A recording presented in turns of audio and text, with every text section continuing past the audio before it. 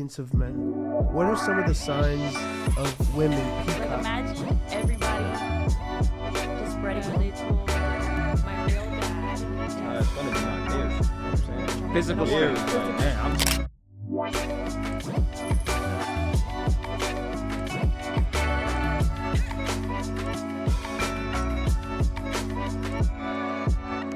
Co-parenting is possible. For a lot of people, that really wasn't their experience when it comes to parents who aren't married or together. A lot of people that I met, I started to realize that their parents had arguments or they weren't talking to each other for years, but that really wasn't the case with me. It was more so like my dad was like, look, you have them during the weekdays, on the weekends, I'll pick them up, and during the whole summer, I'll have them. So kind of like they broke it up that way. Peace, everyone. Welcome back to another episode of the Full Notice Podcast. Today we have a rapper. He's on his way up, about to make it to the top. I'm excited to talk to him. I heard little about him till recently. Just got introduced. I could see already by the way that he communicates. He's a very intelligent man. So I think this is going to be a very interesting conversation. Brother, if you can introduce yourself, I appreciate it. Yeah. You already know what it is. This is the boy Jaydis Crete, coming from Elmont. That's my hometown. Also, I always like to specify I'm from Queens as well.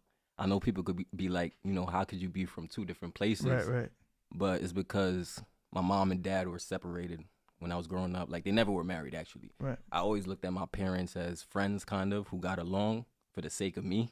And they always, kept the atmosphere positive and stuff. But my mom lived in Long Island, in Elmont, and my father lived in Queens. So I was bouncing back and forth from Elmont to Queens. And that's why I say I'm from both.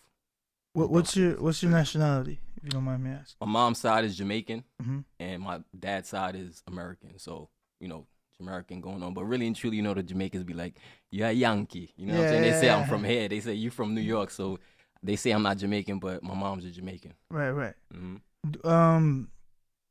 How was it living, growing up in, with your mom and dad kind of being separated? Has that played a big part in the man you are today?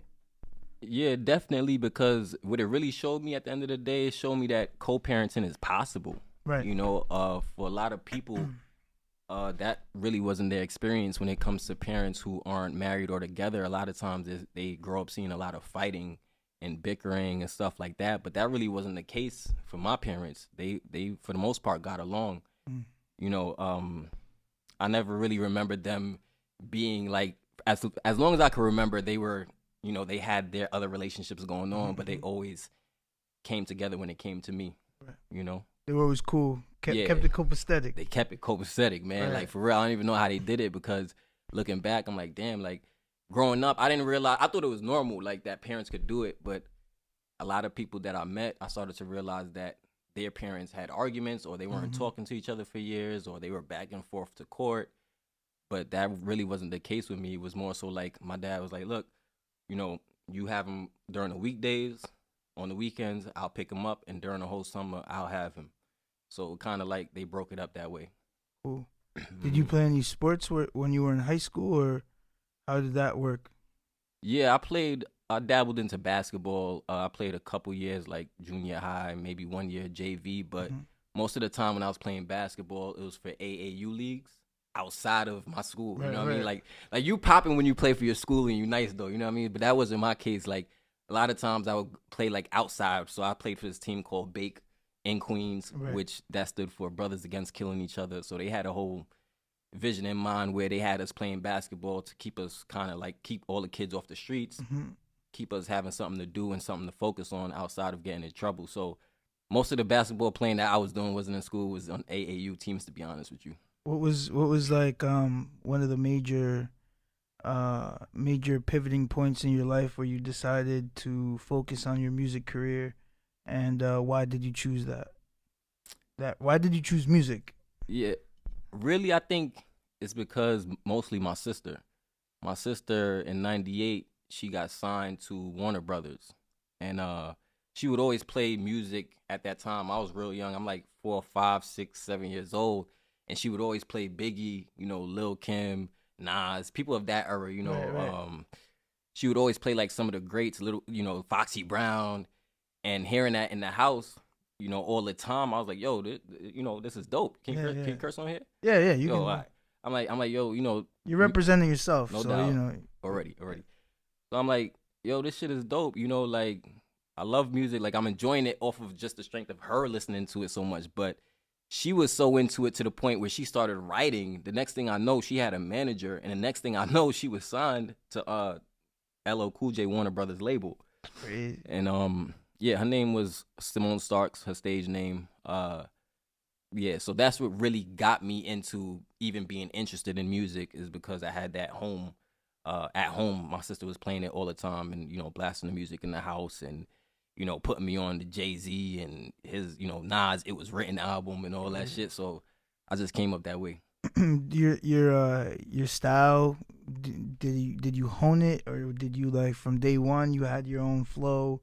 How'd that go? At first, it was like more of an experimentation as a young kid, because I remember being like 12 years old writing raps, and that's all because I saw her writing raps. I would see her with, you know, mad notes after notes after notes, pamphlets, scribbling out this line, you know, redoing that line, and I would see her process of how she made music. Her creative process. So I was kind of mimicking her. So at first, you know, it would be like dumbass nursery rhymes I was making up at first, because I was real young. So the scope of what I'm talking about obviously is gonna seem Rugrats like shit. Rugrats shit. Ain't nothing crazy, you know. But as I got older and continued to kind of more so study music, it got to the point where I wasn't just listening to music no more. I started to study it, and then I remember when Eminem came out and he was killing it. I remember, you know, really some of his songs, I was just like listening to his lyrics and studying and shit. Like, yo, this dude is bananas. You know what I'm saying? So it went from me just listening to studying it to like really starting to hone in on my own flow, my own sound, and starting to get into the studio and stuff like that. Is there anyone who mentored you, or you know, kind of put you on a path where you know, learned exponentially? As far as, you mean the process of making songs or writing lyrics? Yeah, writing lyrics, maybe making music, you know, like learning about the technicalities of it. I'm not a musician, so I really don't know much about it, but I got you. You know, he's a sound engineer, so I mean, I've learned a few things. And Shout out to Yerk. Yeah, Yerk. Shout out to Yerk. It gets complicated when I see him do his thing, Yeah, you know. So yeah, so I would say I didn't have like one main person. I wouldn't say my sister was necessarily mentoring me, but she was doing it indirectly just off the fact me watching her. Right. But outside of just her, I had friends that I grew up with in Queens that they were very much so into music. And we would even listen to people's projects and dissect them and listen to it. And then we got to the point where we even initially, this is before I really started going hard with music as far as making songs. Initially, we were making beats on Fruity Loops. So, you know, listening to, at that time, we were listening to The Nerd, listening to, you know, the clips with the Pharrell and all of them. And, you know, even before that, I can remember us just going crazy when Jada and Beanie Siegel had their whole thing going on at that time. You know, it was a big deal, you know, the beef that was going at Nas and Jay-Z and all of that. So me and my friends, we really were influenced by the music just naturally. But I wouldn't say nobody really mentored me, because nobody was really like, I can't say it was somebody fully with their foot in the door or anything like that. It was more so like, yo, we really love this hip-hop shit, and we love listening to it, and we're going to take it to a level where we can actually create for ourselves. So it was more so like that. I wouldn't say I had like necessarily a mentor like, yo, bro, this is how you make music and stuff like that. More so just listening and just watching. So do you have, all right, so this leads me to, you know, because you never know, you know, you may be the next great artist, hopefully so. So what is your creative vision, or what is your vision for yourself? Where do you see yourself, and what steps are you taking to achieve those goals? I definitely see myself honing in on more of an independent path. Not to say that if I've had managers come to me and want to manage me, but things got to make sense. But I do like the freedom of being able to do things the way I like to do it, create the music I like to create, without necessarily having somebody else telling me how to do my process, if that makes sense. Right. So I see myself more so being that type of person to show people that, yo, you could do it independently. You could do it without necessarily having a big machine behind you. I know everybody wants that big machine behind them, but to be honest with you, in this day and age, in this era we in where you got so many outlets to be able to connect with your fans directly, I feel like if you learn certain business aspects, certain business knowledge, you really could do it without the machine. I'm not saying that you have to be 100% independent, use no distribution deals or nothing like that. But what I am saying is that, yo, ownership is the key, man. Like, yo, you gotta own your shit. Like, if you're the one creating your stuff, you're the one putting the work in to create this, you're the one putting in the work, making the music to amass this following, shouldn't you be really making the most of that money? Mm-hmm. It just makes sense to me, you know. I'm not saying that nobody should be getting paid, but I'm saying that I feel like a lot of times from a lot of deals that I've seen and from my experience, I feel like a lot of artists aren't getting their just due, just as far as the financial aspect. Right. That's what I mean. I'm not saying they don't have fame. I'm not saying they don't have the eyes. I'm not saying they don't have fans. I'm saying from the financial aspect, when it comes to contracts, a lot of them kind of, the money's getting split up so many different ways. What Ye was basically saying, you know, that the contracts are predatory. You know, they're really damaging the artist. They're not really helping the people. Most of the finances are going to the executives, and the executives are not really giving. You know, they're not doing the right thing. Facts. I agree with you. For the culture, for the people, and it's people that are not even a part of the culture that is in control.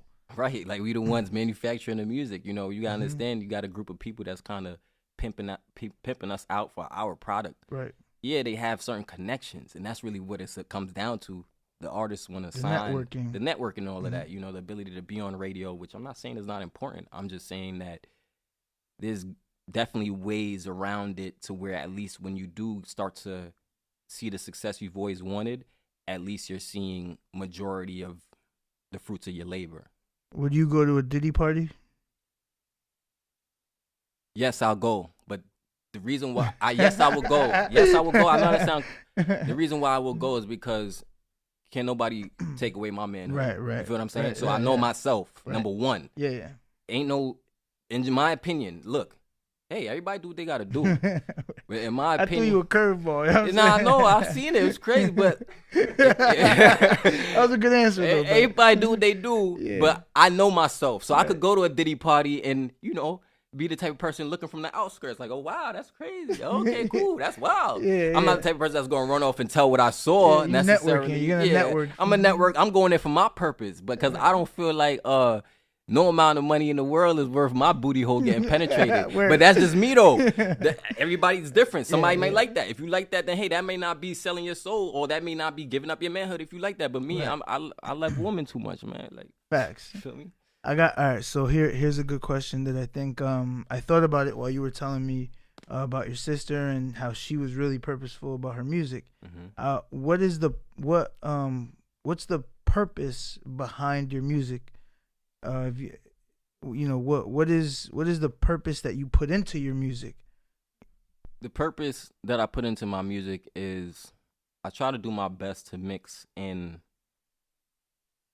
messages and music of substance mixed with something that you can enjoy at the same time, which is kind of like it could be a challenging, like, it could be challenging to tread that line where it's like you being musical, but at the same time you still have a message.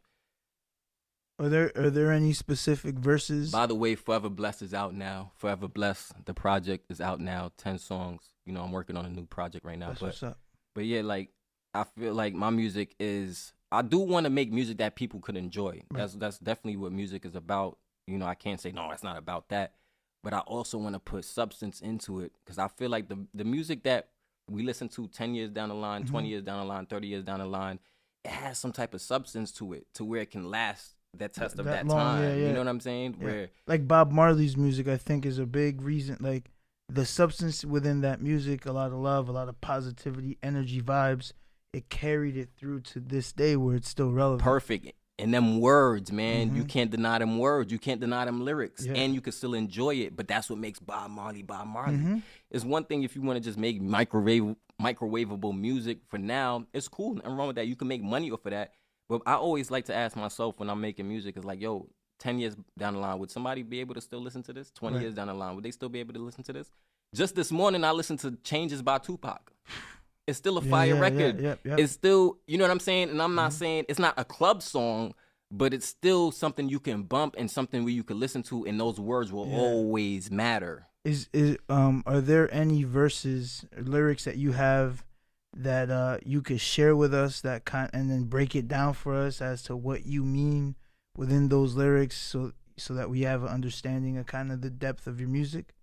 Yeah, I got a verse. Mainly, I would say off a song called Bet that I did with my brother named Dave Langston. I did it on my project called Forever Blessed.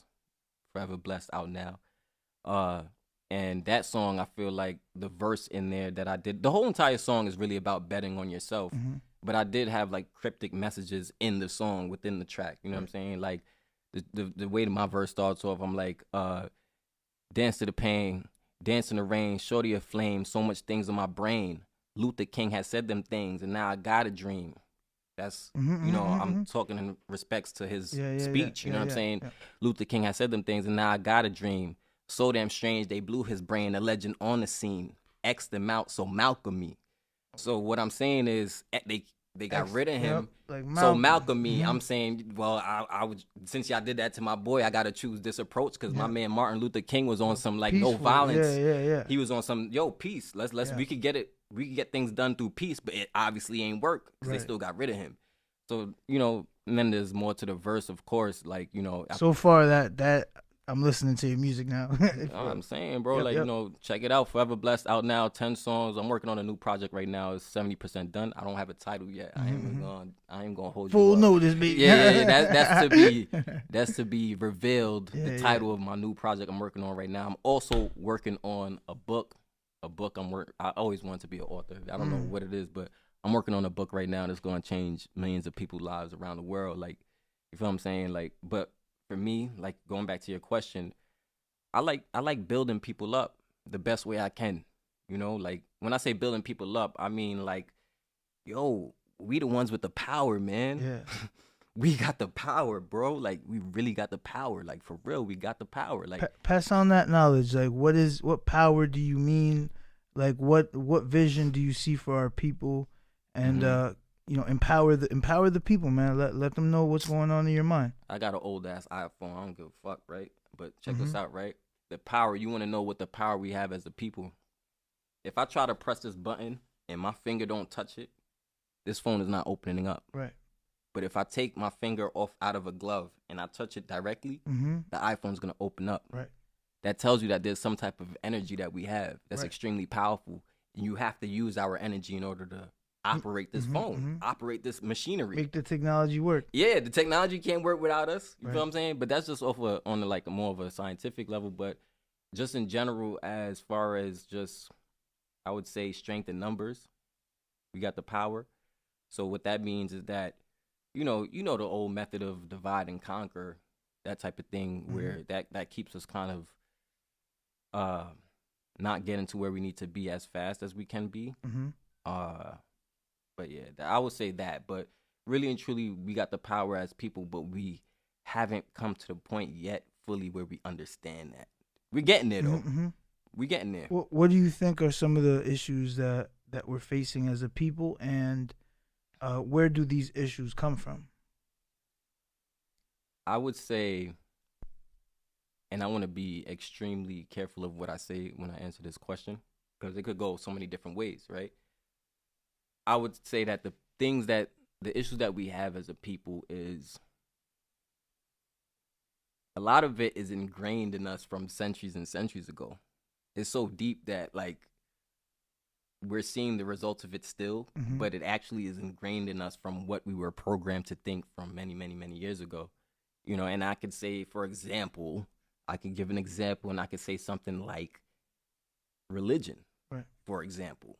That is, we see what's going on in Palestine right now, right? And that's all off the premise of some type of religious premise. where people are dying, people are losing their lives, people are getting killed, people are getting bombed, people are kids, not just people, kids, women, children. Yep.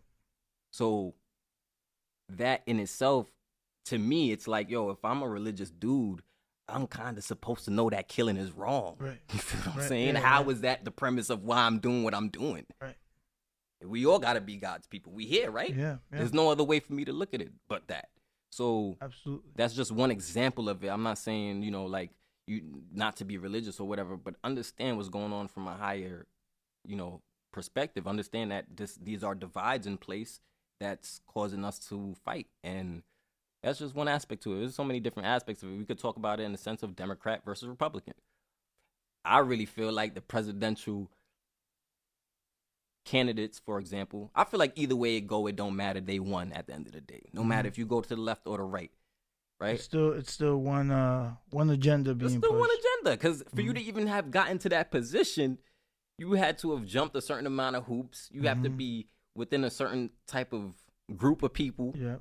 to even be there. You can't even get there. Right. So You can't be a regular guy and then all of a sudden, Vivek Ramaswamy, I believe, I may be pronouncing his name wrong. Younger guy, I think he's like Indian descent, but a very good, speaker. Was very polarizing. I liked a lot of what he had to say. He became a billionaire based on running a company that had to do with pharmaceuticals. So I guess his intentions were in the right place with regards to helping people and so forth and so on. And then all of a sudden, you would think, oh, he has like a big following, but for whatever reason, I guess he didn't. right. And then all of a sudden, it's just exactly who you thought would be the two people running. It's like one guy could barely stand. So God, talk about it. The other dude. I mean, I don't have no problem with Trump. I think Trump is a better choice if I had to select a candidate. But again, I don't participate in those things. But Yeah, like you said, I don't see anyone there that is representative of a scholar to teach the people, because that's where I'm at. I think that in order for us to better society, knowledge is important. It's empowering. I don't really see the people that are in power putting all their efforts, the $95 billion that was given to Ukraine and Israel, I don't see that being put towards the education of our own people in order so that they can learn, they can create businesses, maintain you know what I mean? It's not. You are 100% right, man. Yeah. Everything you just said, man. I feel like it's like one of those. It's like a smoke and mirrors thing to me, where it's like we have the illusion of choice. We have the illusion, like, yo, you have the power as the people. But when you really, if you do your research and you dig a little deeper, you start to find out who's connected to what and who's behind what, and you start to realize, oh, this is all like set up to be like this, So you want to be Democrat, Republican. Don't matter. Yeah, the people who, to be real with you, the people who really controlling shit, you don't even see them. They just got the president up there. That's the face of what's going on. So the face gotta, you gotta represent. And be politically correct, which means that, what that means. That means he's the leader of the slaves, so to say. There you go. There you go. So I mean, but look, like I said, why can't we try an independent party person? Why hasn't that been able to make it to right? That, good point. Just to say, like, I'm not saying that, and like, once again, they use Democrats versus Republicans to cause the fight, to cause the division. Division, right? And they play with our energy as people because they know our strength and our power, but they know that whichever way they want it to go is gonna go at the end of the day. So, what would you do to What would you do to change our society, change, the future of our children's lives? What are some of the thoughts that you have, and what are some things that you, once you get to your, your success, whatever that is for you, right? What would you put in place? What would you do And no, what will you do? Mm-hmm. Well, first and foremost, if it comes to benefiting the kids, the first thing is having the media share more positive information. And when I say that, what I mean is, for example, Agreed. I don't watch the news like that, like I Mhm. used to when I was younger. I used to watch the news, like my mom is all up into the news, you know. Mm-hmm. Caribbean people, they love the news. Yeah, you know. they trust the news. Oh gosh, they love that news, you know. Until you get to a certain age and you start to realize that, oh, these people are told to tell us this stuff, Right. you know, and it's from the narrative of whatever those people behind want you to see. Have you ever seen? Pardon me. Mhm. Have you ever seen the video of like all the news anchors saying the same exact thing? Yes, I have. I have seen that Yeah. before. So I think the first thing it would be changing the media. And when I say changing the media, I mean like, the news is always about something bad that happened. Mhm. I know people getting stabbed. I know people getting shot. I know women getting raped. I know these things because it's happening every day. Right. I got to watch my surroundings. Everybody, we all got to watch our surroundings. We should know that at a certain point, right? But why we don't talk about how many kids just graduated from college this year Right. or today? Why we don't talk about how many, for example, African American males at in the age of early 20s graduated today? Why we don't share that on the news? Right. Why we don't talk about how many people, were able to, whatever accomplishments that are positive, I feel like the media needs to talk more about. And the reason why I feel like that's not the case is something in me just tells me that they know that negativity, it allows for their whatever their agenda is to continue to prosper. Yeah. Because if people started to have a different outlook that things were positive and things were going good, and if people had that outlook, they would be less fearful. They would manifest a happier life And manifest a happier life because now you have something to believe in that you see. You're projecting out into the future. Oh, our youth is doing good. Oh, our teachers are teaching. Oh, like Right. all the positive energy behind the thoughts Mhm. are would be there. And then if they just project fear, terrorism, pain, suffering, Exactly. that's what people are gonna manifest, 'Cause- and then they're not gonna trust each other.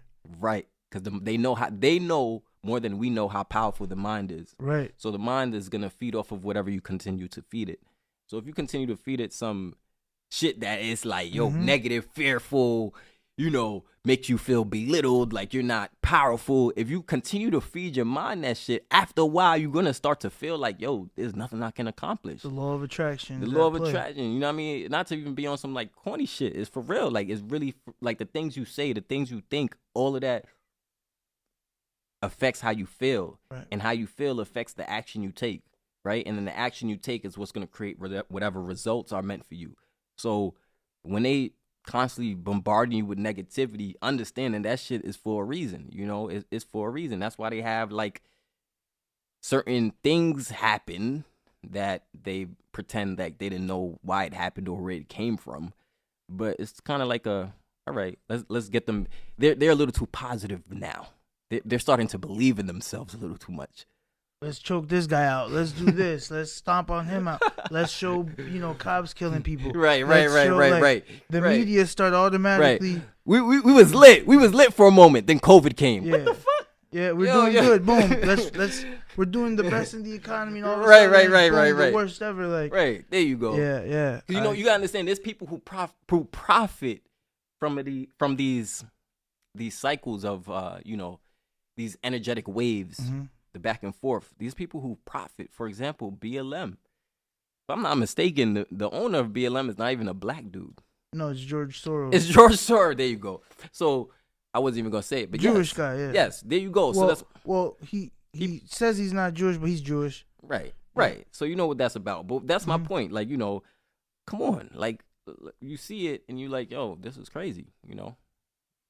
It's crazy. Brother, it is an interesting world that we live in for sure. For some reason, some people are prosperous, other people are not. Some people leave it up to chance. Other people understand the principles of hard work, dedication, focus. There are people who, for whatever reason, they seem to think that that the world is it's all sweet. everything is all lovey-dovey, and as the world is burning around them, they completely want to just ignore the signs. You know, it's like you put your hand in the fire and you're literally getting burned, but you're going to continue to do that. So I ask, you know, in the midst of the conversation, you know, what, and I guess it goes back to the purpose of your music. You know, what purpose, you know, what intention is behind the music? Because a lot of times, you know, our music is going to just hurt us more than it is going to help us. You know, I think of a very an artist that I like. You know, I think he's a good artist. His name is Joey Badass, and he has a song called "For My People," I believe, or "For the People." And shout out to Joey Badass. Yeah, shout out to Joey Badass. He's a great, phenomenal artist, and I like his music. I think he's a very intelligent individual. And one of the songs, you know, he goes and he says, "You can't save the world unless you save ourselves. Die from the sickness if you don't seek the health. All eyes be my witness." I'm gonna pull up the lyrics now because I really do wanna, you know, there's one part where he says something that's like really profound. But you know, what are your thoughts on with regards to, you know, the music, the vibrations that you yourself are putting out into the world? Do you think your vibration is gonna uplift, and are you consciously putting uplifting words behind your music, or is this just, you know, you do? Nah. Yeah. I guess you like, is it just like a hobby type of thing, or like a no way, shape, or form is it a hobby? I really mean what I say. But what I will say is, at the same time, I am a human being. And when I say that, what I mean is, there are times when I don't necessarily go on a song and like, yo, let me be deep here, or let me be extremely conscious here. There are times when I'll get on a record and be like, yo, I just want to have fun on this record, you know? And being that I'm multidimensional as a human being, there's times when I may talk about something. I'm never going to talk about or glorify the killing of my people, or killing of my brothers, or the killing of people who look like me, or people, not even, don't got to be people who look like me, people of any ethnicity or any kind. But I say that to say that it's not like every song I go into, yo, I gotta be conscious. You get what I'm saying? Say, it's like a lot of the times I make the songs where it's like, yo, all right, this could be, for example, a radio quality record right here. It's kind of commercial, but that's because that's how I was feeling at that time, in that moment when I was making the record. I wanted to have fun in that moment. It's not every day, every waking minute of my life I'm on some like, yo, let me be conscious and deep constantly. I'm a human being. We do shit. People, niggas have sex. Niggas do all type of shit. Niggas drink. Niggas smoke. People do all type of shit. So it's not like, for me to portray that I'm always 24/7 conscious, I'd be lying to you. Yeah, like you're not Jesus out here. Yeah, no, I'm not saying that. But what I do is, a lot of times I'll make songs that I feel like it will sound commercial. Even in the commercialized records, you're going to find a couple lines in there with like, oh, okay, all right, that was kind of deep there if you think about it. But depending on the type of beat it's on, you may not even notice it, you know? But I agree. The point I'm trying to say is that a lot of times we be multidimensional. And I do those type of records because I know that those type of records are going to bring listeners in to listen to me, and then they'll get to the deeper records. And then they'll get to the songs, you know, like Bet, for example, you know, even my project that I dropped called Forever Blessed. You know, that name in itself is more of like, you know, some type of divinity to it, to title it that, Forever Blessed, you know. And in the intro of it, it's this woman, this artist singing so beautifully in the intro of the song, God bless me, God help me, I think I'm insane. You know what I'm saying? Like it's like, so I have those songs where it's deep, but I go sometimes where it's more radio songs. You're like, but it's never like, yo, he's saying something egregious or cruel. You know, you're not gonna hear those things from me. You know, is even in the songs where it's commercialized, you're just not gonna hear those things from me. But I'm not gonna say I'm not gonna talk about women. I'm not gonna say I'm not talking about sex. I'm gonna talk about those things too. I'm not gonna say I'm not talking about smoking. I talk about those things too. but that's me being real. I don't wake up every morning on something like, yo, I want to be deep today. Right. You know what I mean? Like, sometimes I wake up as like, yo, I just want to enjoy the moment. I want to enjoy this time right now. I just want to talk about the shorty I was with last night, hanging with. That was cool. Yeah, You know what I mean? yeah. She's dope. I just want to talk about that. And that's not that, it may not be Mm-hmm. that deep to everybody, but that's how I may feel in the moment. Right. So you express your idea, like your real life, into your music to let everybody know, kind of like. Yeah. Recently we had a friend of ours, his name, well, newly a friend, Mr. Organic. He's like an influencer, well known, and he has music. And listening to his music, and then meeting him, it's really like his music is a translation of who he is as a person, you know. Right, so right. it's funny because everything that he goes through, he like puts it in music, and it's a good example of his artistic. Mhm. You know, his creation is his manifestation. What he's manifesting in real Right, life, right. he's putting it down on the pad and then making music out of it and monetizing it, which is That's funny. which is intelligent. You know, it's great. How have you been, you know, so far with regards to your, you know, the handling of your record label?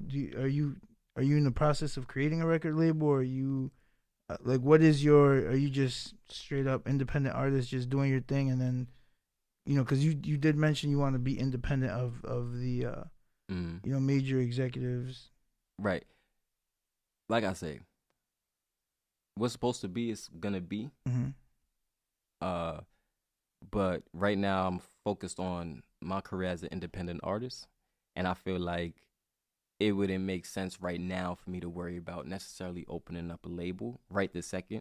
But I would like to shout out, there's a lot of African artists, a lot of artists in Africa that I am in communication with. That's dope, like real fire. Like, and they be asking me like, yo, I want to sign to you. They be like, yo, I want to be part of whatever you got going on. Sign me, you know. And I just be like, yo, you know, when the time is right, I'll do that. So I do want to tip my hat to them. Like, yo, there's obviously, we've seen so many dope artists out of Africa coming out of nowhere. That's just crazy, right? This Afrobeats wave is crazy. So they're extremely talented, but they're not necessarily in America where we have certain opportunities they may not have, you know. So in that aspect, I do see it as, yo, I want to help and want to be some type of executive role, play that role at some point. But as far as right now, I feel like these interviews that I do, certain songs that I do, and anything, my performances and stuff will garner the people who fuck with my wavelength of thinking, and they will contact me. And then what's going to happen is I'll be able to create, if it's meant to be, a label from that. But right this very second, I am focused on myself. You know what I mean? Like, I don't think it's very hard when I feel like it makes more sense for a person who's not rapping to be the executive owner of a rap group, if that makes sense. Right. Because usually they're the person with the business acumen. Right. Like a Dame, for example, you know, Irv Gotti, for example. These dudes never rap, but they had a vision. Yeah, they know the business of it. They know the business of it. And if you have a vision and you know the business of it, you could take a group of rappers and really take them to the next level. Yeah. You know what I'm saying? You know? I have a lot of respect for Dame Dash. Yeah. His you know, I think his personality is will probably clash with mine a bit. You know, because you know how he is, strong-minded. Yeah, he's he has a different way of thinking. You know, perhaps I may not agree with his outbursts in the manner in which he speaks. I love the way he thinks, man. I mean, I get why the delivery is not always great, right? But the premise and the root of everything he always says is really about ownership. It goes back to that. It is about owning your own shit. It always make everybody bosses. And in the real, it may not be always practical what he's saying, you know, to make everybody on the same level. Because we know in rap how it is, right? You got a group, and usually that one guy is like the top dog of the group, and then you have the people who fall a little under that top dog. That's usually how it goes. Whether or not the artist has time to focus on the other artists, that's neither here nor there. But what I'm saying is, you know, Dame got this ideology in his mind, like, yo, everybody, we all on the same level, we all bosses, and I love that idea. I mean, he's you know, he's saying, I love that. Yeah, he's saying everyone has the opportunity, like you can create your own lane within the, you know, within the game. Like everyone has an opportunity to be successful and win. which is absolutely true. And I commend him for spreading that message. I think that's important. You know, I watched the PBD podcast. You know, the PBD with Patrick Bet Davis. Mm-hmm. I watched him get interviewed by PBD, and you know, that specific interview, which was actually the first time I actually heard, you know, Dame Dash really kind of speak and stuff. I just thought, you know, he lashes out a little bit. You know, as far as his thinking, he's just like, oh, kind of, you gotta, you know. Yeah, he does. He does. So, but I don't know the guy. I never met him. But you gotta understand, it's kind of that attitude that makes you successful, right? In a sense, you know? Like you can't be tiptoeing with this shit. You gotta let niggas know, well, I'm fucking great, bro. Like I'm great. Like you gotta let people know that shit. And speaking of that, I just dropped a single called Nurses and Doctors. Make sure to go check that out on all streaming platforms. It's called Nurses and Doctors. And kind of on the song, I'm basically kind of letting, like, I'm saying, like, if you had, like, a hospital, like, yeah, everybody is nurses, I'm the doctor. That's kind of what I'm saying on the song. But it's not even, it might sound like a diss record, but it ain't really a diss record. It's me more so just giving myself the flowers. Nurses are hoes, though. That's what they say. Well, some of these niggas be moving like hoes. You know what I mean? Some that. niggas be moving like hoes. Explain that, or I could go on a whole rant all day about that. Yeah, like for example, you know how, like, you might think it's chicks that be talking, but niggas be talking a lot, you know? Niggas be doing that. I done, like, dealt with niggas that fucking aired out all my dirty laundry to a bitch to a woman, just to get with her. I will never air out another man just to get the pussy from a woman. I'm going to always come on my own merit. That's always just been me. But, man, a lot of niggas out there, a lot of dudes out there don't think like that. They think like, oh, I gotta diminish his being to get myself. That's corny, bro. Like, you don't gotta do that. Go for your own merit. Go for who you are, and that's how you know if it's real or not. If you're going off of you're gonna air me out to make Shorty feel bad, then she's in a vulnerable position. So now you could get her. I don't hang out with men because it's look, like man, you smart. So I don't deal with none of that. You smart. kind of you know. Shit, because I'm too aggressive for that. You know what I mean? Crazy? I'm mostly around women myself. Like, I got 2 older sisters. I don't got no brothers. And I'm mostly around women myself. But to be real with you, I feel safer around women. I feel more secure around women, you know? And that's part of what I'm trying to say. Like, and it's crazy because in this song, like, I'm saying, you know, niggas is nurses in the part of the song. But really and truly, it's like saying, like, in a sense, like, sometimes niggas be bitches more than the woman that you think will be the woman. You know what I'm saying? So it just depends on the situation. Like, but Nurses and Doctors out now everywhere. That single I just dropped. Yeah, I'm definitely gonna be listening to your music to see what it's about. That. Yeah, for sure. Show support. I appreciate that, man. For real. So let's see. This is kind of like a general question. You know, what is your future looking like? What are your, like, family goals? You know, how far do you want to take music? Oh, I want to take music extremely far, but I don't want to be just categorized as a musician. You know, like I said, I'm working on a book right now. Right. An author also. That's as an author as well. And because I've read a lot of personal development, a lot of self-help books in my life, that has really, really influenced me to want to create my own book and share it with the world. You know what I'm saying? It's things that can help people to manifest whatever they're trying to do. But I don't want to just be looked at as a musician. You want a water, brother? No, thank you. I don't want to be looked at as a musician. And I also don't want to get it twisted like, yo, I just want to be some revolutionary. But I do want to be known like, yo, dude really had a vision to inspire the world to tap into their power and become greater themselves through his actions. You know, like that is something I want to do because what's his name? Got killed. He's a rapper. He was skinny. What's his name? He's skinny. He killed who? No, he got killed. He got killed. What's his name? Oh. No, back in the day, he has a song. He had like a store. They killed him in the store. Nipsey Hussle. Nipsey Hussle, yeah. Something to that trajectory, I would say. Not exactly, because I'm gonna be real with you. Nipsey was really touching on some points that them beings wasn't liking. You know what I'm saying? Like what? Like I really, like I said, I don't listen to music that much. So Rest in peace. God Yeah, bless. yeah. God bless the dead. Shout out to Nipsey always. absolutely. Uh, What was Love what was Nipsey. his message with regards to that? What did the people, those entities not like?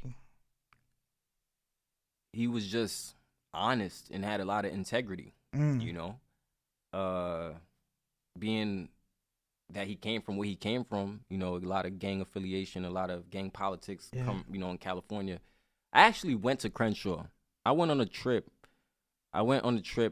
With some of my friends, this girl who I was dealing with, her friend, my cousin. We all went to Crenshaw.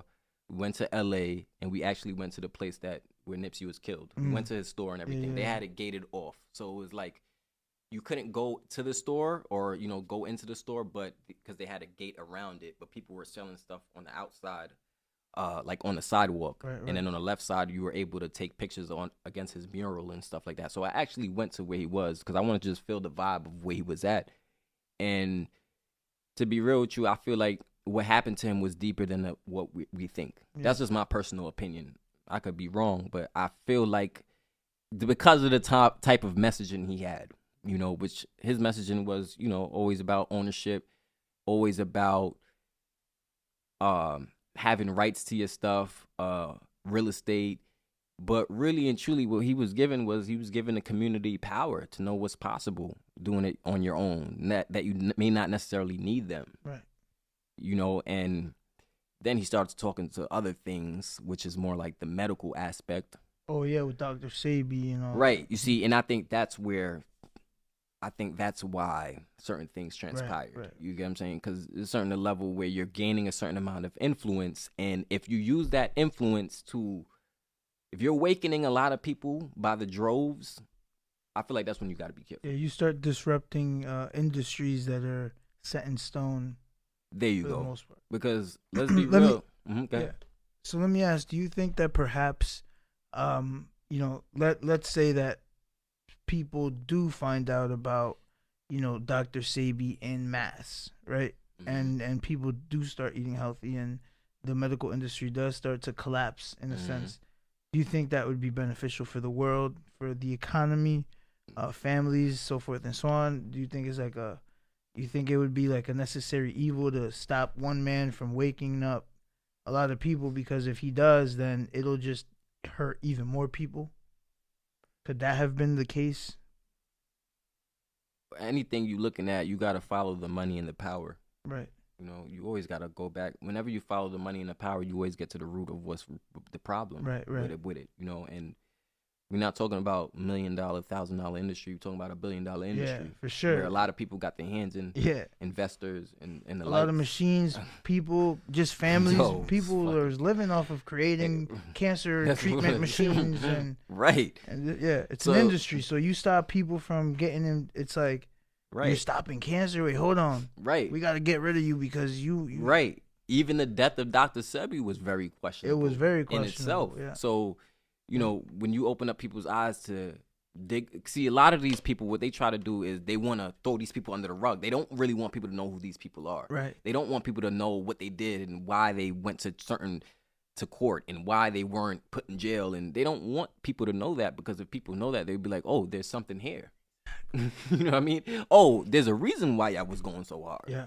You know what I mean? They don't do this stuff for no reason. They're not coming at you for making claims that you healed people and putting you in the Supreme Court for no reason. They're doing that because it's fucking with their bottom line somewhere. Yep. You know what I'm trying to say? Mhm. Like, you just gotta realize that. And once you realize that, you're like, oh, okay. And then there's certain lines where it's like, but I feel like Nipsey, certain times I felt like he knew what was coming and he didn't care. It was just about standing where he wanted to stand for. Right. But there's some people like that who they can't be a puppet. It's kind of like I akin it to Bob Marley. You Right. know, Bob Marley's music was so powerful, so inspirational, Mm-hmm. so positive that you had to, music that was bringing people together, making people have family. You had to get rid of him, because if you didn't, then he could have really changed the world.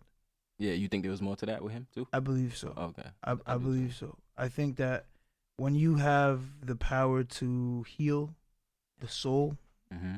to when your message could directly impact somebody's life, like Mm-hmm. to this day, we're still talking about one love. When I say one love, everybody automatically in your mind. Mm-hmm. What you talking about? Yeah. Mm-hmm. So that kind of power, imagine him living till he was 50, 60, 70 years old, all that time to create Right. music. As his wisdom grew, his music would refine, get better, his sound would get more precise, his instrument would be able to penetrate your heart more, and then it would have been just a mass awakening of people, in that respect. So Let's not forget, man, a person is more likely to be influenced by their favorite artists or artists over politicians.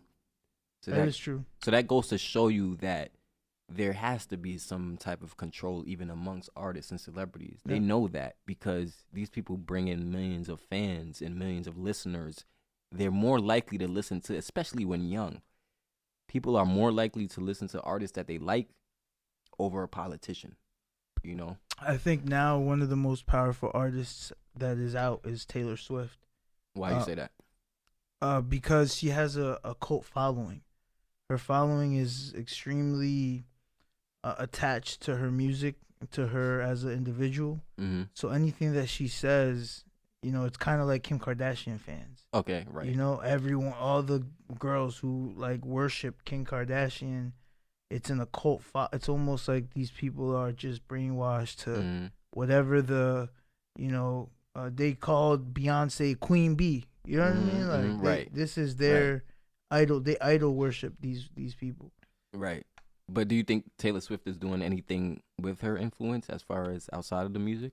Well, I think she's a 30-year-old woman who's making music for like teenagers. Like she's still talking about like high school, breakups, and she's an adult, and I think that's a huge issue that we have in society where we're propping up people who they don't want to grow. Like, at what point are you gonna give back wisdom to the children? You're an adult. You're in your 30s. You're an old ass woman. Like, right. Hang it up and start giving knowledge to these young ladies.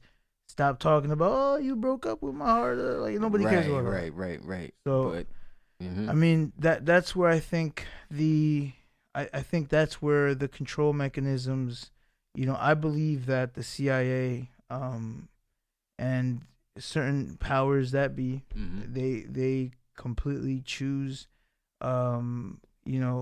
agents. I'd call them agents, and they train their agents, and they make sure that that music that is coming out of those individual people are to program. Yeah, they're definitely watching this podcast like right now. Like, oh, I don't know if he's a good candidate. I don't know if he's controllable. Exactly. Something about this guy. I don't know if he's the one, man. Yeah, we gotta think twice about this.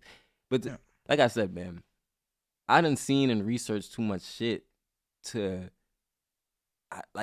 my integrity is worth so much. Like Cat Williams. For me personally. You remind me of like a Cat Williams vibe. My integrity it means so much. Shout out to Cat Williams. Yeah. Cat Williams is real about what he says. Yeah. But I feel like you gotta be careful, man. When you doing music or anything influential, that's why most of them they shy away from these discussions. They shy away from these questions. They shy away, usually. But then you got some real ones who will give you gems in the process of what they're doing, their journey, to let you know, to help free up the people. But all of this shit is like bullshit. Do you think that Jay-Z is a net positive or negative for our people? What has Jay-Z done to kind of help our people with his power and influence? I think one of the best. I don't know him personally, so I can't personally say. But from me on the outside looking in, after myself, he's like one of my favorite artists. But his music is great. Yes, his music is great. With him, I think the greatest thing he showed people is, I think people want him to be a little more outspoken. I think people would like it if he was a little more in the media, cryptic and more open in that sense. But if you listen to his music, he is cryptic, super, in the sense of the music. But he knows that if you it's like putting the sugar in the medicine. the baby's more likely to take it if you put some sugar in the medicine than if you just put it straight up, right? Yeah, So if you agreed. give it to, so it's just, that's kind of what he does. He puts the message there, but it's gonna be in the music. He's not really gonna talk this kind of way in this setting of just talking normally. You know, he'll dance around it, and if you have the ears to hear it, you will hear it. But for the masses, they're not gonna hear it. But I think the number one I thing, agree with you 100%. yeah. So he does it, but he does it in a way where it's gonna go over so many people's heads anyway. He's not so direct. But I feel the number one way that he inspires many people is through showing that when you reach these corporate levels, you got to get that street shit out of you.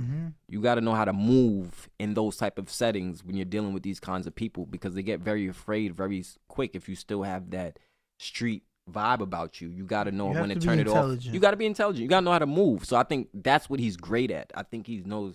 Remember what he said in his songs? Show him how to move in a room full of vultures, all that type of stuff.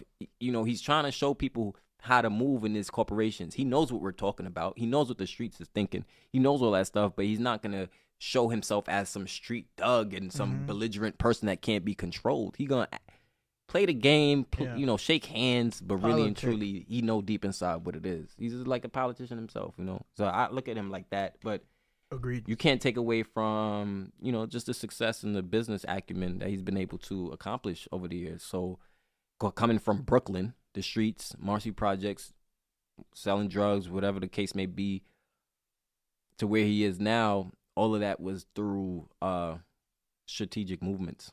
What are some of the things that you do personally now for your growth and development? Are there books that you read? Are you into podcasts? Are you into audiobooks? What do you do on your free time to kind of better yourself? Right. Number one, I listen to this podcast right here because clearly this gem's being dropped. Appreciate it, brother. Number two, I listen to a lot of books. Well, I should say, listen sometimes depending on if it's an audio book, but I also read. I also like to read too. A lot of self-help, personal development books. And the reason why I read a lot of those books is because reading a series of those kinds of books, you start to realize the commonalities and the parallels between all of them. And you start to say, oh, this is a major gem when it comes to succeeding or being happy or being in a positive state of mind. You can't accomplish the things you want to accomplish unless you're moving like as if you already accomplished those things. You know, so it's really, you start to realize, oh shit, this is all a inner game. This is about tapping within. This has nothing to do with what's going on out there. It's really, it don't. You start to realize this shit don't got nothing to do with what's going on out there. It's all a distraction. Right. You know, and then when you realize it's all a distraction, you're like, oh shit, it's about how I'm feeling on the inside. It's about how I'm tapping in with me. That's going to create all the success I want to create. And then you have other manifestation principles. That's why I always tell people, like, the things you say are very crucial. You got to be careful of the things you say. Words have power. Words have extremes amount, like, it's very powerful. It's literally sound waves, vibrations are going out into the universe, into the atmosphere, and bringing things back when you say something. You get what I'm trying to say? So I always tell people, like, yo, have affirmations, have powerful things that you say about yourself on a daily basis. I don't give a fuck if you got to scream in your shower. I don't care if you got to go in the middle of a park and go scream. Walk down the block and scream out positive affirmations. Other people think you crazy. You're not crazy. You know why you're doing those things? It's to manifest and bring those things about. You know, one of the a clear-cut example of the power of words is when I listen to artists like Extentacion and Mac Miller. No, is it Mac Miller? Yeah, Mac Miller.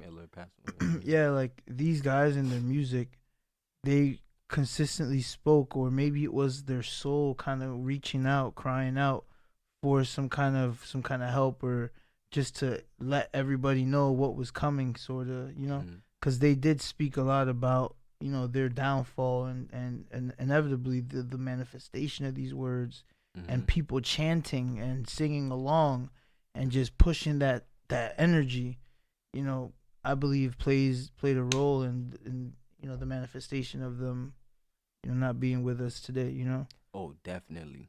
You speak things into existence. Yeah, that's why I know you're gonna be successful. You know, I appreciate that. Yeah, absolutely. I know it, brother. You have the intellect. You know, you have the vision, and it's just a matter of the force that you put into your music and your art and your craft, your books, you know, into yourself. It's just gonna manifest. Is there's no other way. It's law of the universe. So yeah, I look forward to that. I appreciate that, brother. Speaking of what you just said, man, one thing that I look back on and I'm just like, wow, like it's crazy how life is for real when you say that, because even Biggie Smalls, you know, look at what he named his albums, man. Like when you look at this, the titling of his albums, it's like Ready to Die, Life After Death. It's like, what type of where's your mind at? Where is your, you know, you really gotta wonder, like, because that's not a joke. You named your project this, so that, you know, and then it happens to you much sooner, right after those albums drop. It's like you have to know the power of what you're saying. Now I don't know what spiritual, you know, visions he saw, of dreams he had to make him feel like to name, but that's telling to me when you see the work. Even with Nipsey Hussle, his last project, what was it called again? It's something about the last lap. What was it called? Nipsey Hussle album. I should know this off the top of my head, man. The marathon continues, man. For real. Shout out Nipsey Hussle, his last album. What was it called? Let me see. Albums. Victory Lap. Victory Lap. That's what it's called. His last album was Victory Lap. All right, Victory Lap is the last lap. Yeah, that's my point. Why would you name? You was just about to get to that super mainstream level. Yeah. But what made you want to say Victory Lap? Because a victory lap means it's over after I win this lap. Yeah. Right here. And that was an amazing classical album. Yeah.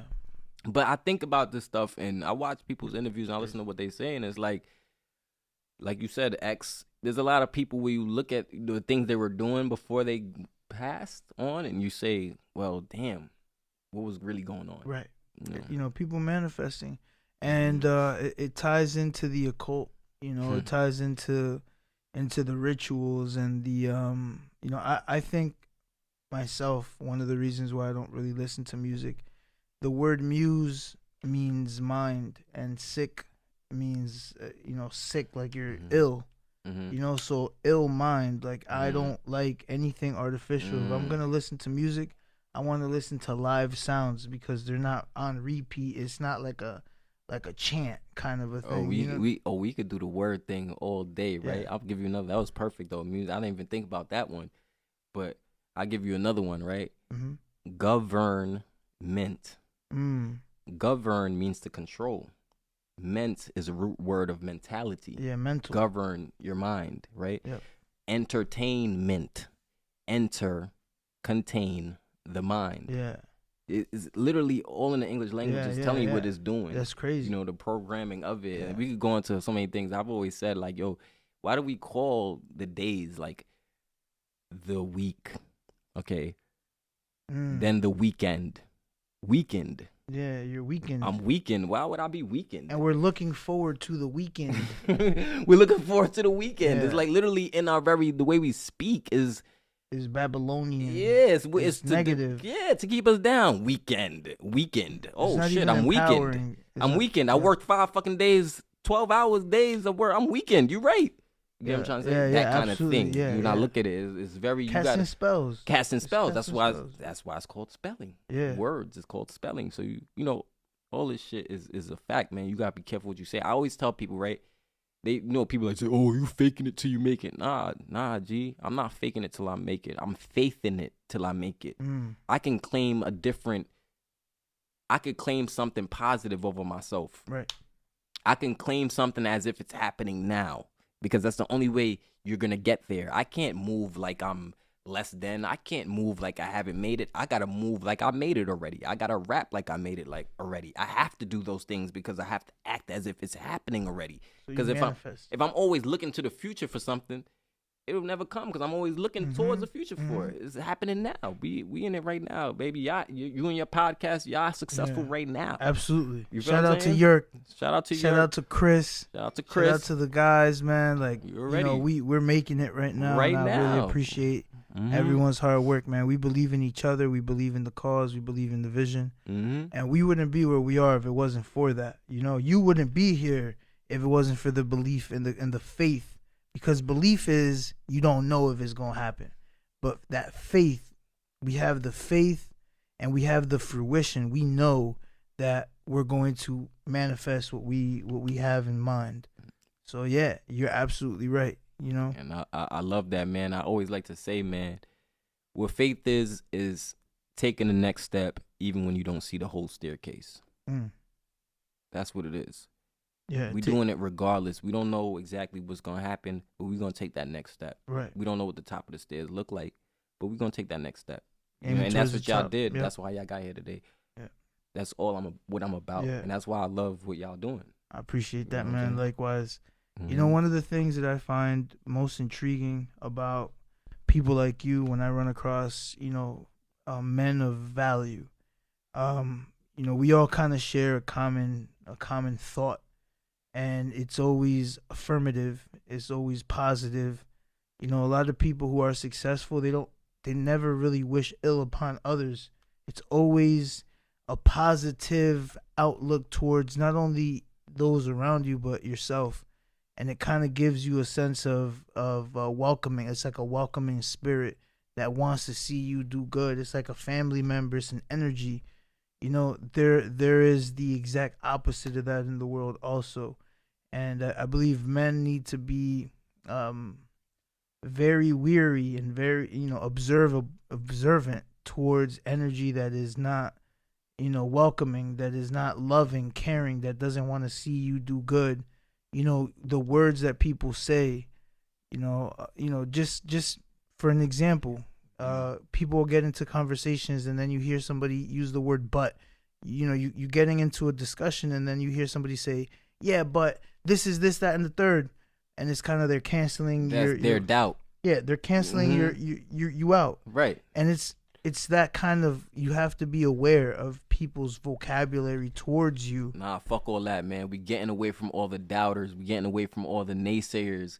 We getting away from all of that. We getting away from all of those people who have ill wishes against us. That's what it's about, man. We can't stop the haters because anytime you're moving, you're gonna have that. That's a given. That come with it, right? But as far as the doubters, the naysayers, the critics, all of that stuff, man, we ain't paying attention to none of that. When it comes to where you got to get to and what you trying to do, what you working on, it's only a matter of time. It's not when. It's not if. It's when. Right. It's not if. It's Right. when. It's always when. I listen to people talk and I'm like, yo, if this, no, it's when. It's not if. It's when.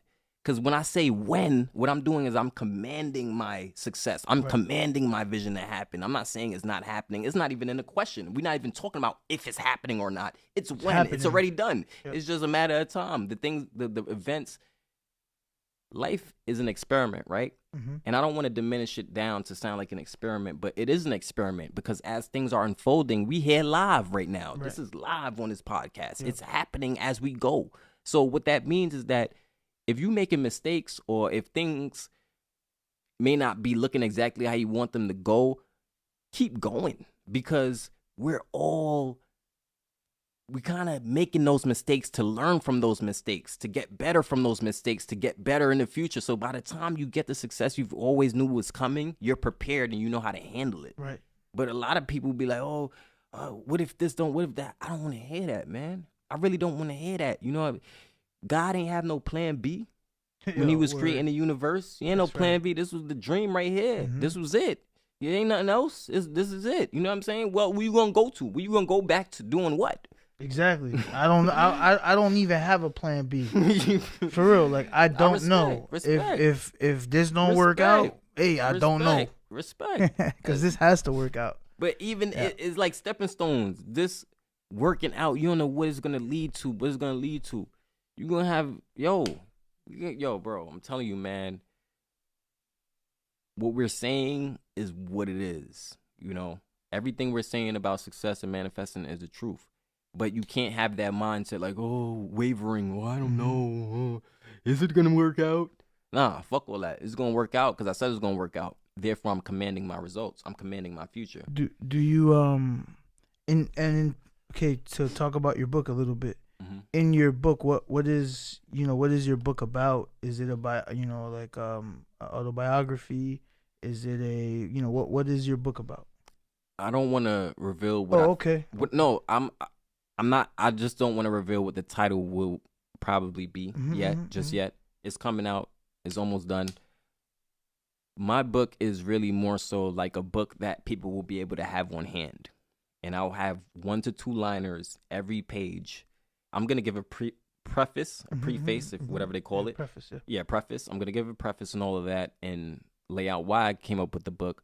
But every single page is gonna have 1 to 2 liners of divine manifestation principles that people can read on the go.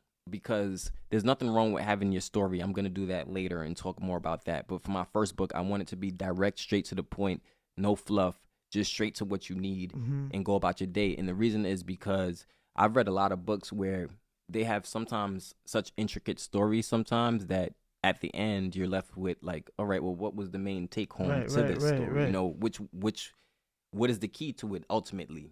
Some books are clearer than others, but some aren't that clear because they'll give you a whole bunch of stories, or they give you one story, but it's very intricate. So my book, I want it to be like, these are whatever X amount of pages it has, 1 to 2 liners.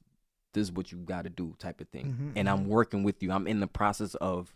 I've been applying these same strategies, principles. So it's not like I'm saying it from the perspective of somebody who can't relate. I didn't come from a rich family. I come from a low income family to a middle class family. And the reason why I say to middle class families because there's both sides. There's my mom and my dad. But it's not like I'm the person who was born into wealth, because I think it's always funny to me when a person talks about success, but it's like if you was already born into it. I'm not saying you're not diminishing their successful. Yeah, it's kind of like, you already had those connections. It's kind of like you came here with those connections. You couldn't fail. You had to try to fail. How you $100 million in the bank and you talking about it's hard, right? You know what I'm trying to say? Or like you trying to I'm not saying that your principles of success aren't real or genuine, but it's kind of hard to take it from a person who's already there. Like how Elon Musk gonna tell me about being successful? He was born successful. Well, was he? Yeah, his parents were they were extremely wealthy. Oh, they were. Oh, yeah, see, yeah, then that's a prime example. You know what I'm trying to say? And that goes back to success to me is a consciousness. Like you're born into people who are already talking to you like, anything is possible. You're already getting that information. Do you want to know like one of the most important things that I think, I can't scientifically prove this, but based on all the books that I have read, and this is probably like one of the golden nuggets that I have within myself, I think that true success comes from the knowledge of words. You do not have to do absolutely nothing else in your life but truly read words.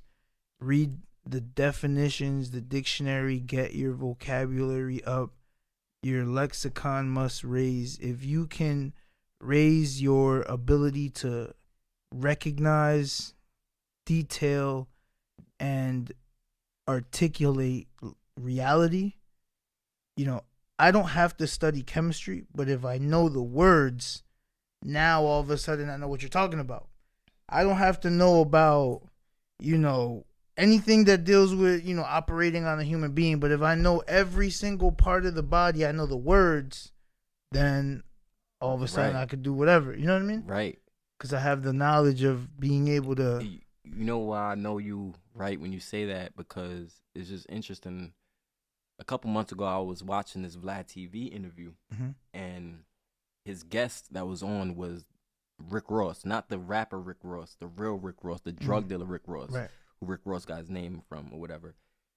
He was a kingpin back in the days in LA, California, running shit back in the, I guess, 80s or whatever. But what he said was he amassed millions of dollars from the drug game and never knew how to read. That's crazy. Which is wild. He never knew how to read. Then, of course, he got set up. He got knocked. He went to jail. And then in jail is where he learned how to read. So now he knows how to read. Shout out to Rick Ross, by the way, Freeway Ricky. Shout out to him because his interviews are pretty dope. Like a humble dude, and certain principles he spoke about in the interview I really respected. Just as a man, just seeing a guy go through certain things. But what he said was, he was like, a lot of people don't know that studies have shown that the less educated a person is, which I feel like that goes in hand with knowing words and reading, the higher the likelihood of them ending up in prison. Yes. He said there's a direct correlation with that. And he was like, when I got into prison and I realized I didn't know how to read, he's like, yo, how the fuck I can't read? That is crazy. You hit him one day like, how I can't read? Yeah. And he's taught himself how to read. And then from that reading, he found the law that was the reason why they let him out way earlier than he was supposed to get out of jail. He was supposed to do 30 plus years. He ended up doing like 13 or something like that because he found the law that was something that they did wrong in his case, and that's what got him out of jail. He actually told the lawyer, like, yo, this is why I should, and the lawyer went to court with that and got him out. That's crazy. So reading, when we say reading is fundamental, it ain't no lie, man. It's really very important. You know what I'm saying? It's very important, very important. It's all it's in the fine print. Yes, and you know they have that saying, you want to keep something hidden from some, you know what I'm saying? Put it in the book. And unfortunately, it's true. You know what's the statistic? I think that it says, you know, like I think 85% of our youth has like the reading comprehension of like a 12-year-old or something like that. Right. Which is absolutely insane. Right. You know, how are you 25 years old and you read like you are a 12-year-old? Yeah, that's crazy. You know what I'm saying? You got people who 50 years old got third grade reading. Yeah. But like even with me going to school when I was growing up, I was in high school. I remember when, this is before I even got into high school, because the way it was like in Elmont, the high school I was in, Sewanaka High School, right? The high school had from 7th to 12th graders in one school. It wasn't like how, you know, in Queens they break it up in, you know, the 6 to 8th, and right, then 9th to 12th is high school. It wasn't like that. It was from 7th all the way to 12th in one school. That's wild. So when I was in 6th grade, we were looking to go into high school because the next level was 7th grade to be in a high school with all the other kids from 7th to 12th. And my grades were great. My grades were better than a lot of the kids that were recommended to be in advanced placement classes. But what happened with me was, for some odd reason, even though my grades were better than those kids, they left me in regular classes. And when I got into high school. Oh, you didn't go to like AP class. Right, not immediately. No. So what happened was, by the time my parents and we realized, yo, his grades were great, and you know, going into from elementary, why wasn't he recommended to be in AP? So the high school had to double back, like, oh, somehow or another it got overlooked. And anyway, long story short, what ended up happening was they had to eventually put me into AP. But what they did was they put me into only English and social studies AP because the AP students had already taken the math and science regents the last year before. So they already passed that already. So that was the reason why they could only do that for me. But I say all of that to say that you got to be careful of people who are trying to diminish your intelligence or make you feel like you don't know what you're talking about. Right. You got to know who you are. You got to know what you're capable of. There will always be naysayers that say you can't do this, you can't do that. 9 times out of 10, those people who did it, they never, ever accomplished anything. And that's why they're saying you can't do this, you can't do that. Let me tell you this. That reminds me of something that happened in my life. When I I didn't know that I needed glasses until I was 17 years old. So I went throughout my whole life not being able to see the board. Like, I literally couldn't see the board. But you know, you're a football player. I was good. I always sat in the back of the class. I wasn't like a class clown, but I was just one of the cool guys. So I'm sitting in the back with the homies always, all the time. Couldn't see the board. I would only listen. And that was really, you know, my whole thing. So I go, I don't know, for my driver's exam to get my license, and I had to do an eye exam. And then they told me, oh, before I get my license, I need to get glasses. So I got prescribed glasses, but I didn't wear them because I was like, oh, I feel weird, look like a nerd. I'm just gonna wait until I get contacts. So I waited a few I don't know, a month or so, I got my contacts, and I was 17 years old, and I can remember the first day that I actually put my glasses on or my contacts on, and I went to school, and I was able to see my friends, like see the people that I was, cool with. I was able to see the board, and my brother. I would say I honestly believe that when I was 17 years old was when I actually started to learn.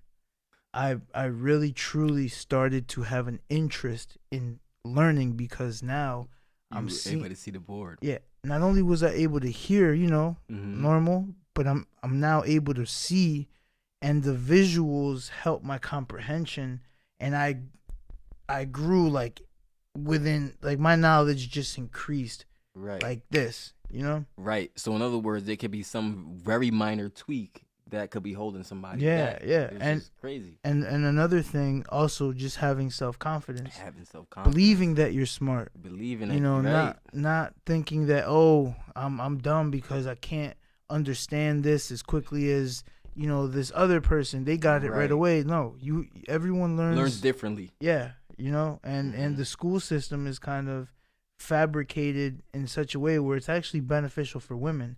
The school system, the way of learning is more for women than it is for men. Men learn more with their hands, Yes. with action, doing things, walking Yes. around, whatever, learning.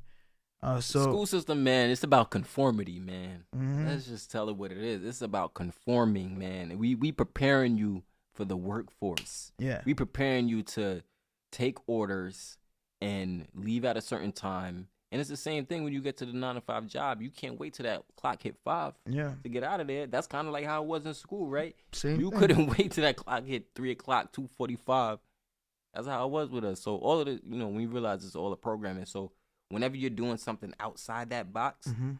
there's always got to be something special within you because you're stepping out of a box that everybody else, for the most part, is in. Yeah. Predominantly, everybody else Yeah. is in that You gotta box. be that different soul. Right. Yeah. And understanding that means you got to go hard because that means you stepping out of a consciousness that most people have adopted and assimilated into, like, yo, this is the path to success. This is the way to do it. Nah, man. Like, You rather take the harder path. yo, the harder path, it's not even so much the harder path, but the path that's meant for me. Mm. You know what I'm trying to say? That's powerful. It's not really the harder That's- path. It's the that's path that I powerful. feel meant for me. Yeah. Because I'm not saying we need doctors. We need teachers. I feel like teachers should be getting paid more money, by the way. Teachers don't make enough money. How am I with your kid more than you with your kid? Yeah. And I'm getting whatever they make is not enough money. Well, You know what I'm saying? another thing also with that, how do you teach in a school system where you don't make enough to live in the town that the school is in? That's crazy. Right. That's crazy. Yeah. Y'all not. Exactly. That's a great point. You can't even live in the town that you teaching in, Yeah. but yet you got to go home to the hood or Yeah. wherever you got to go. Nah. So I believe, everything just need a restructuring. I think even the other day, I think somebody told me that even the regions that we used to take, they're about to do away with the regions. They should. They're not even going to have no more regions. I think in the formation of freeholds, like small, let's say communities, another word. I think that the community should be run by the community. The Right. teachers should be members of the community. Why?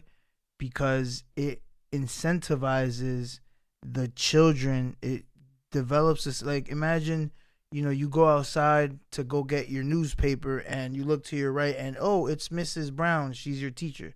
Oh, hey, Mrs. Brown. And then you're going to see her in school. And then you go down to the park and, you see the fellas, doing pull-ups, and guess what?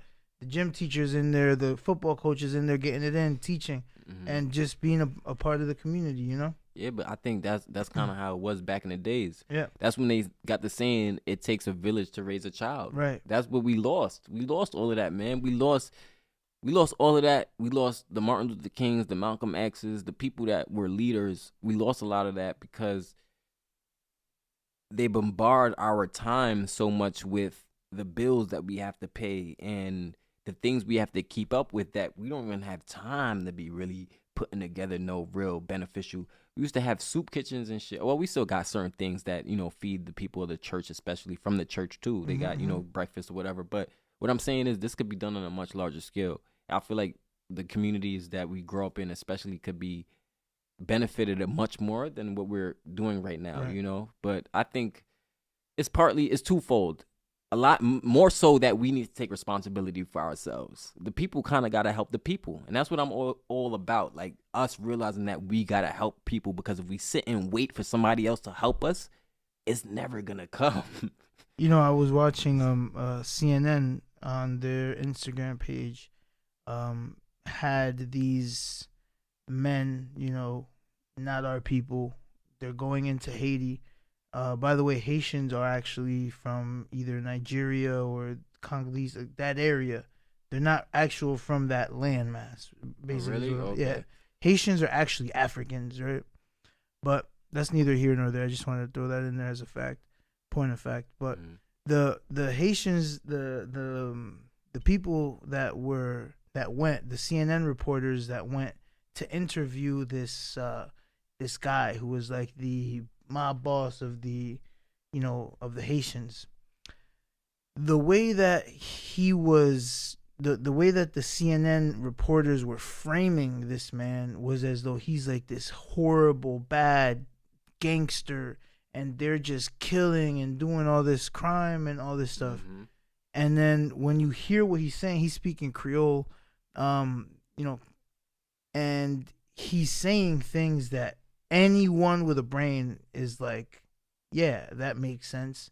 You know, he's saying, you know, we need this regime to leave so that we can actually, you know, we need a new government because the people are tired. Look at what's going on. You know, these people are just corrupt.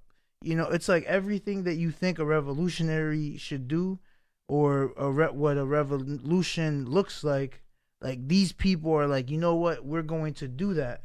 But CNN is framing it like these people are like the worst, you know, these are gangsters. And people, I don't speak French or Creole, right? So I'm looking at the comments and people are saying, yeah, this is not, they're entirely misrepresenting what he's saying. He didn't say this, he didn't say that. Like, he's speaking more positively, and he's saying that, yeah, things aren't right, mistakes happen. We're not all professionals, and we don't all run, law enforcement agencies and things like that. But we're trying our best to make a better government for our people, you know, blah, blah, blah. Like, that's kind of like the spirit of what he's saying. And they're just out to make these people look bad, you know? And it just goes to show you, like, there are people who don't have our best interests in mind for our community, for our people. As you said, no one's gonna come and save us. No one's gonna come and help our situation. We have to educate ourselves, and we have to make the right decisions as a people to better our community. And it's gonna be a slow gain. It's not. We have to make the sacrifices today for our children to make greater sacrifices that will benefit them in the long run, and for their children to make the necessary sacrifices to benefit their children. And as we continue to make these sacrifices, then we'll start seeing some actual change, you know. You know what's crazy about everything you just said, man? You know what that is called, right? That's called propaganda. Yeah. Propaganda is when they twist the narrative of what somebody's really trying to do to justify the inhumane deed they're about to do to that person. Like when Kanye West said, "I love Hitler." Like, what he meant was something completely different than what they tried to say. Right, of course, but they always twist his words, right? But, you know, Kanye West, you know, he be saying a lot of truth, but he trolls on purpose, too. We know he do that, too, because he's going to bring attention to himself. But it's funny you talk about all of that, because you ever heard of Muammar Gaddafi? Yeah. Oh, Gaddafi, yeah. Okay. Yeah. Another prime example of that, right? Yep. A guy who was leading a nation, and what his main focus was to really have the wealth circulate within his Libyan people. Yes. So what he did was he created, basically he sanctioned off the oil, because Libya has a lot of oil, natural resources. So what he did was he was like, yo, all of these foreign countries are making more money than us than on our own oil. Yep. This is our oil. So he was like, nah, we don't want to sell the oil no more in the US dollar. I'm creating our own currency, African currency, and you have to buy this oil in our African currency, which was driving up the strength of the African currency. And in turn, what he was doing was giving free electricity. He was paying people's schooling for them to go into college. He was, when people graduated from college, he was making sure that they got paid, even if they didn't find a job yet. Yep. He was creating a whole river to make sure that they would never run out of water supply. He was actually creating a man-made river to make sure that, you know, they would get healthy, clean water in the city of, in the country of Libya. And Libyans were actually becoming a country to watch as far as economically when he was they running. were a new emerging nation. Yeah. But if you heard it from the Western side of things, you would have think this dude was just some cruel monster terrorist that was wanted to destroy the world and some sick revolutionary, when really and truly, when you look at it and you dig it up, you start to realize, oh, he was just trying to help his people out. He was just trying to unify Africa. Oh, he was trying to turn Africa from a poor continent, into a rich continent that actually had ownership of their resources that these other countries are pimping out. Yes. So it's the same thing over and over again. It's the same pattern of what they do. You know what I'm saying? This is what these people do. These people, they use that, and this is why when you asked me earlier that question, what would I do? Number one, I would change media, because propaganda is all media. You know about Medea, the demon god Medea in ancient I believe it was either, I think it was Indian. It was like an Indian god. Indian goddess. Is that who the Tyler Perry Medea came from? Medea, yeah. So Medea was a demon that basically was a deceiver demon, and what she did was she would cause confusion and present things as, you know, kind of like Iago and Othello. You ever read Othello? Yeah. How Iago, he would just whisper in Othello's ear all these things about this. About Othello, the black dude who had the white woman. The Moor, yeah, Othello the Moor. So yeah, you know, it's just like one of the, you know, I'm quick to point the finger at who exactly are they. You know what I mean? Like I have no bones about it. You know, the people who own, like Larry Fink and this, that, like any of these guys who are putting their foot on the necks of the others who are trying to be successful, and, you know, like I just have no love for those people. I don't care. Like, you know, what are they gonna do? Kill me? I mean, you kill me, there's a million more me's. There you go. You know, and you just got to make sure you get me before, you know, I'm able to really go in. And once I lose control and I start saying what I really believe as far as the knowledge that I have, and no violence is involved in my knowledge is pure banking knowledge. Once my knowledge gets out there, it's a wrap. Right? You know, like I already prepared myself as far as my sword is the pen, right? So I wrote down exactly what I think is important for our children to know. You know, I have my journals for my children, my books for my children. So when I pass on, I can pass on a roadmap so that my children can be successful. You know, and that's where my power is. And, you know, once I go ahead and, you know, say, oh, look, you should probably, you know, operate from a trust and start talking about the laws and all that stuff, I think I could affect a lot of lives and help a lot of people, you know. However, all in due time, you know, you first got to have the patience and the will of a mustard seed, like in order to affect change. And a lot of people like Gaddafi, you know, like Nelson Mandela, even though he may be a sellout, and other people throughout the world that really want to help the world become a better place, everyone collectively has to gather their small group of people, and they have to collectively start pointing the finger at the people who are creating the problems, the people who are creating the wars. All you got to do is just look at. And I like that you use the word creating. Yeah. Because they literally are creating these situations to benefit off of them. And if you, like I said, it always goes back to the money and power. And Who's printing the money? Who are the people who are printing the money? How is it that the United States is bankrupt yet we just gave 95 billion to another country? The Right. U.S. interest is 1 trillion. This just came out. U.S. interest is $1 trillion. How are you gonna pay that back? Oh wait, you can't. You can't. But here's the crazy part. The way that banking works is that if I am the bank and I create $1,000 and I give you the $1,000 as a loan, you got to give me $1,000 and $10 if it's at, let's say, 1% interest. Right. You got to give me $1,010, but I only printed out $1,000. So how are you ever going to pay the interest back? People have to realize what they're looking at. Right. You get what I'm saying?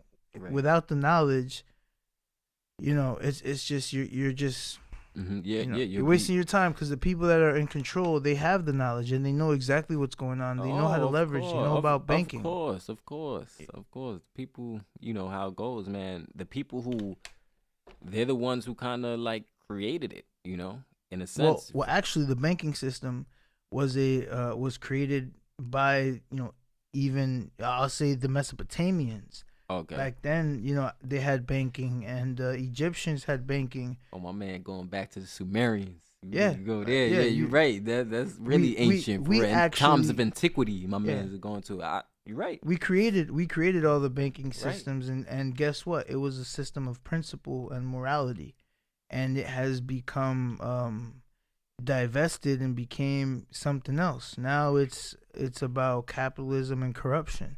Nothing wrong with wanting to have a strong business, but there is something wrong with one man having 250 billion that he will never use, and then you have children that are literally starving.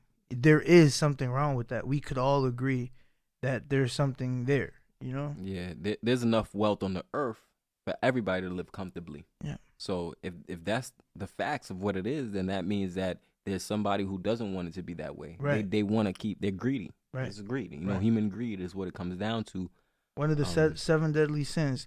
Thou shalt not kill. All nations are bound to a principle of religious doctrine, and all religious doctrines all agree throughout the world and throughout history that killing is not a good thing. Yet all religious doctrines, all countries have a military that kill.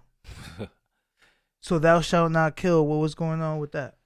There's something wrong. There's something wrong with that picture. That's the point of everything that we've been talking about today, man. For real, like everything we've been saying is like there's a lot of lies that we're told. Yeah. Constantly on a constant basis, not just every now and again.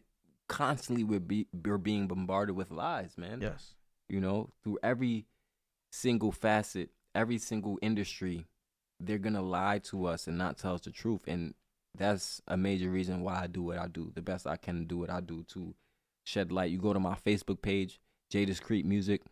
The same things I'm kicking on this podcast is the nature of the same stuff that I'm posting on there, because I understand through research of history and things that have happened. I like that you brought up Mesopotamia, because a lot of people don't even go that far back. Mm-hmm. That's deep. A lot of people don't even go that far back to understand certain things, even to understand where we may have come from. Right.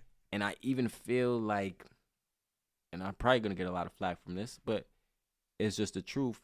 A lot of the things that we know to be true, like the stories that we're presented with in the Bible, a lot of those stories came from more ancient texts. Absolutely. The exact same stories they've taken from ancient texts, Mm-hmm. and they've put it in the Bible to where we feel like, oh, this is a divine story right here. But if you go back to where they took those stories from, you'll realize, oh, there's something else going on here, because the people who supposedly wrote the Bible, there were people here on earth far before that. But thousands and they years wrote before their that. information on stone tablets. So they They didn't even have paper, you know what I'm saying? They didn't even have ink. They had to put they words on clay, damn near. Wait till it hardened, and then as archaeologists or whoever dug up these stone tablets and dug up this information, then they said, oh wow, this is some powerful information.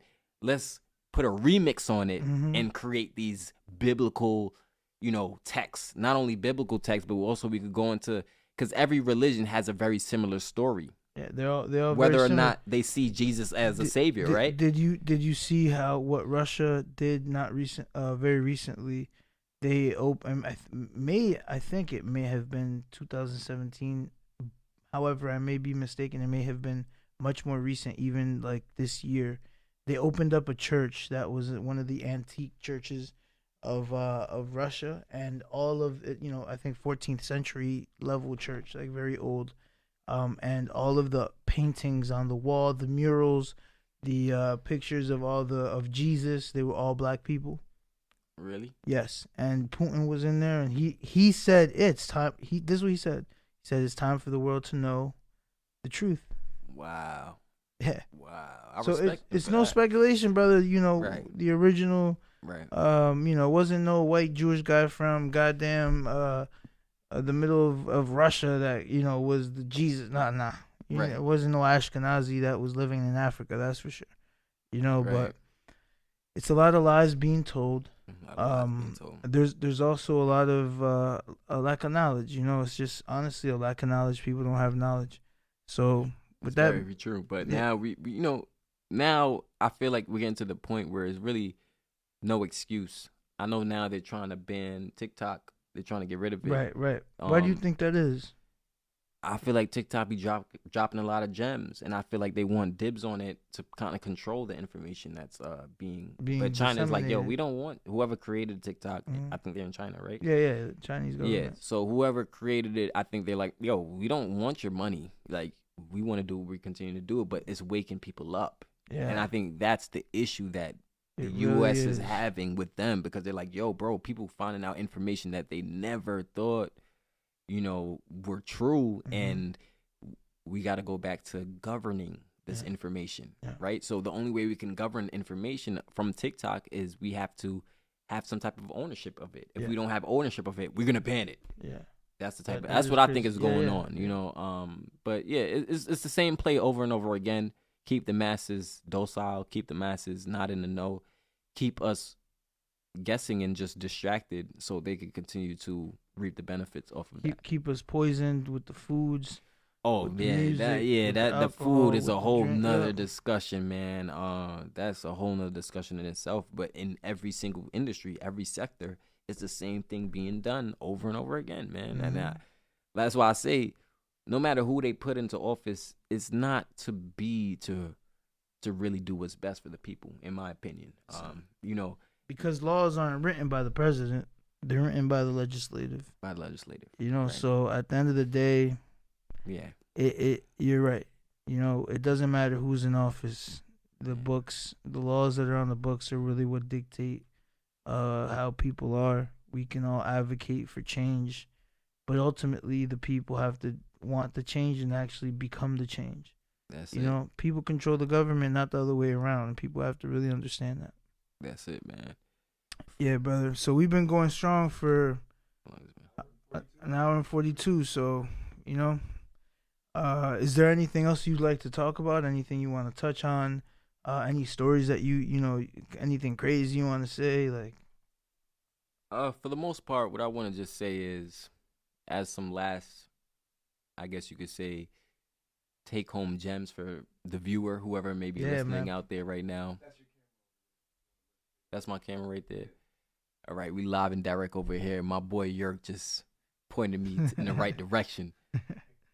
Some last take home gems I would say is, just watch this interview 2 or 3 times. Really get this information in and understand this information, because really this is information that they don't want you to know, right? This is the truth of the matter of what's going on, not just from a musical standpoint, but from a global standpoint. But what I will say is that anything that you're trying to do in your life on a more personal level, you got to tap in within, right? You got to tap on the inside to get the answers of your questions, whatever those questions may be. You got to tap within, because those are the answers. They may put all of these outside distractions in front of you, so you get lost in the source, so to speak. You're on your journey and you see something to the left or to the right, and now you're off track from what you're trying to focus on. But you always got to regroup and get back centered, back to the inside of you. And when I come back on this podcast, because I will come back on this podcast, I like what these guys are talking about. I love what these guys are doing. We'll go more deeper into some of the things we were talking about today. But just as a take home, if you're watching this, tap within. Tap within. And when I say tap within, I mean know yourself. Figure out what you've been feeling. And if those feelings that you've been feeling have been negative and have been keeping you from where you want to be, maybe it's time to change those feelings. Maybe it's time to reprogram. Maybe it's time to repivot yourself to go to where you want to be and where you aspire to be, whatever your vision may be. It doesn't matter what it is. It's always from within. It's always from within. So, like I said before, Forever Blessed is out now. I just dropped a new single called Nurses and Doctors. That will be on my new project that I'm working on, which is 70% done. I don't have a title yet for that. I don't have my title for my book I'm working on yet. I don't have a title for the album I got coming out. So you could call those two things that I'm working on untitled, but it's okay. When it does come out, you will know what it is, and I'll come back to the podcast. Yeah, and we'll talk about it. Right. Yeah. We'll talk about it. But yeah, Forever Blessed out now, baby. And other singles as well outside of the album is on all DSPs. We're gonna put that out. We're gonna put that in our links. We're gonna promote that. Appreciate it. And this is probably one of the best conversations that I've had. Very enjoyable.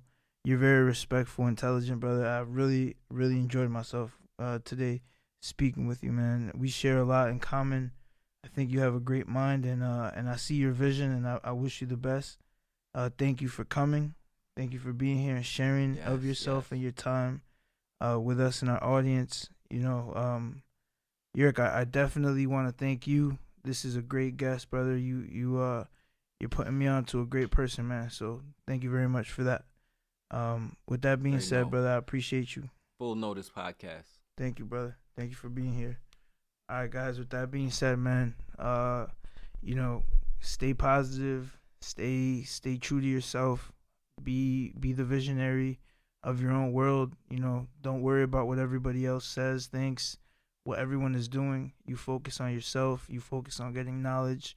Focus on the wisdom that the ancestors have given you, and you keep moving forward. And with that being said, man, I really hope everyone has a blessed day. Peace.